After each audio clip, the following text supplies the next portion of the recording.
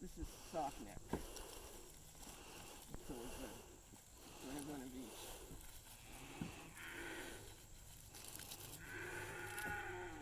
Okay.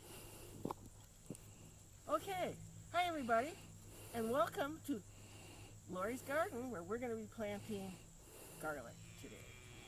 Garlic is a great food. It's healthy. It tastes good.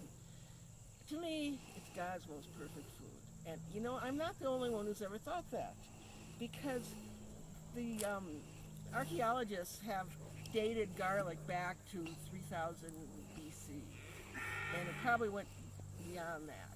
And they also said it was a cure for everything. You should see it, the health benefits. And go to like um, infection fighting, fat melting, cholesterol lowering, immune system boosting, cancer preventions. You can make it.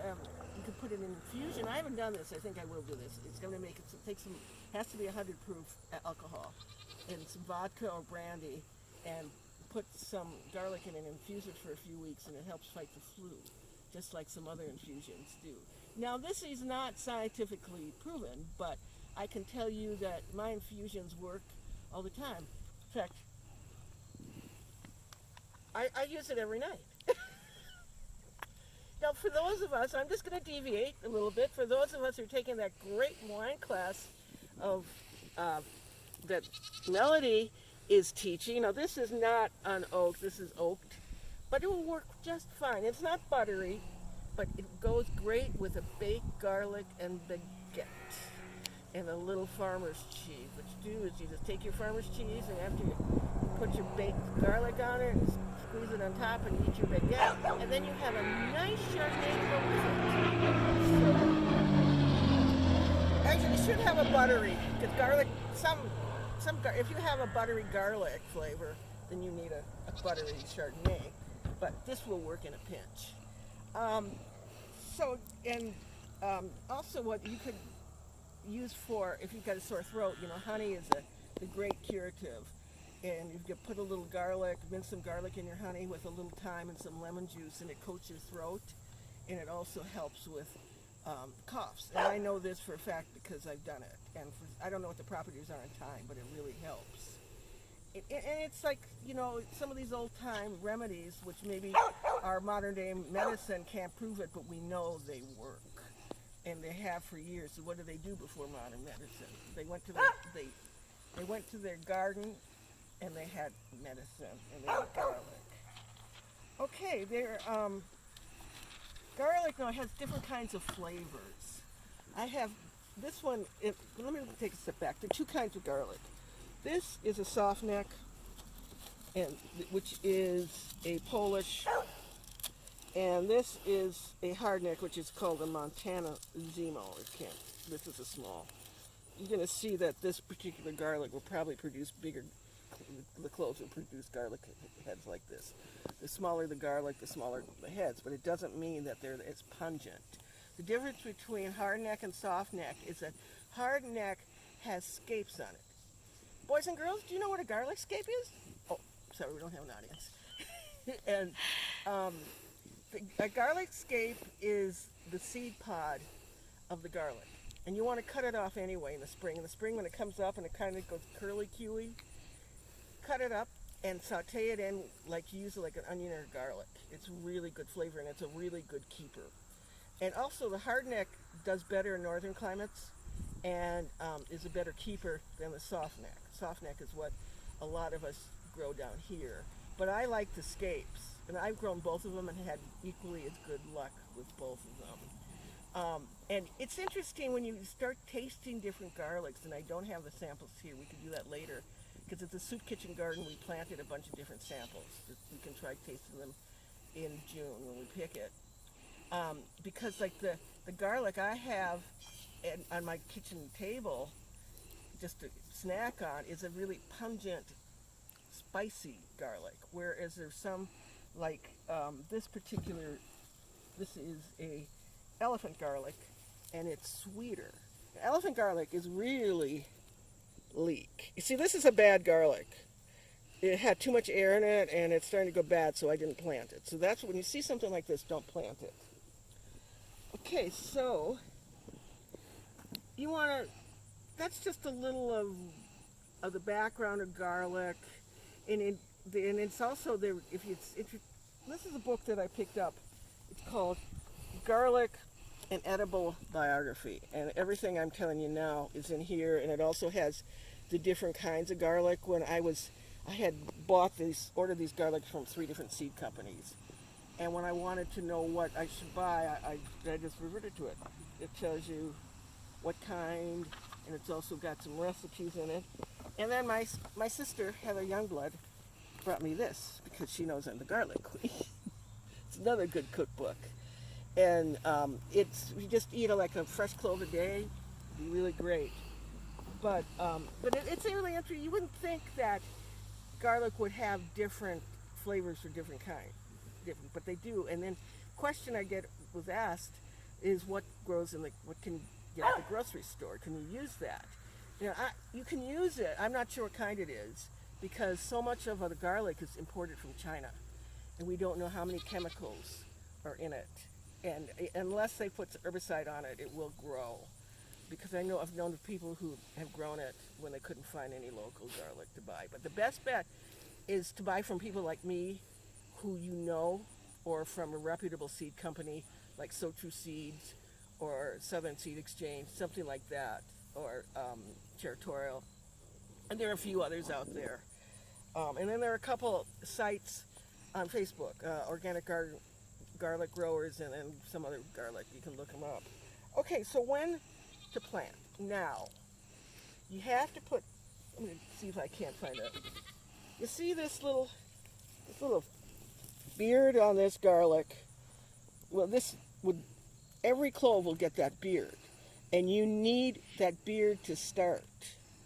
So, yes, you need to start it now. Probably no later than about this weekend, because it needs to get started, and then it needs to go dormant. And you plant it about 5 inches apart and 1 inch deep, and we can show you that in a minute. So yeah, but it also needs to be weeded. This is like a lazy man's way to grow. Like, look, if you see this bed that we're going to plant in, all you got to do is weed it once we plant it. And so it needs some dormancy. Now, there's this dispute on whether you should fertilize it now or fertilize it in the spring. And if you want to fertilize it, you can put like some fish emulsion or bone meal or something like that in it. But I personally would do it in the spring because you don't want it to grow too much. They are pretty cold hardy. I never cover mine, and even in that cold winter when it was 8 degrees or whatever, it was fine. It did great. But if you want to cover it, well, that's another controversy, whether you should mulch or whether you should not mulch. Now, one year when I think it was the first year I started growing garlic, I mulched it. And the weedy straw, and I did not know the difference between the weeds and the garlic. And so when I uncovered it, I still couldn't tell. And I think that because we have a tendency to have wet winters, the garlic will rot. You want to be careful. Garlic like this bed here, likes a good, well-drained soil, loose soil. So if you have a clay soil, like I do at my house, you have to add amendments. But I wouldn't mulch it. If it does look like it's going to get cold, do what you do to your tomatoes and cover it with a sheet or a plant cover or something like that. Okay, and when do you harvest it? Well, you've got to have some space to keep it for a while because it's not going to be ready until about the first week in June. And I don't have any. Well, you can kind of see what this stem is dry. When the stem is like this, when it's about a third of the way up, a third to half the way up, then it's ready to pick. And then it needs to be cured. You need to put it in a place that has that's doesn't have direct sunlight but has airflow, like some of those milk cartons, those plastic milk cartons. That's what I do on my porch. It needs to cure for at least 3 weeks, but it can cure longer than that. And then after that, you want to store it in a dark place, and it will store for months. I think mine's lasted until just about maybe May, April, May, so almost a year. And then I made garlic powder out of it. Really good garlic powder. So, okay.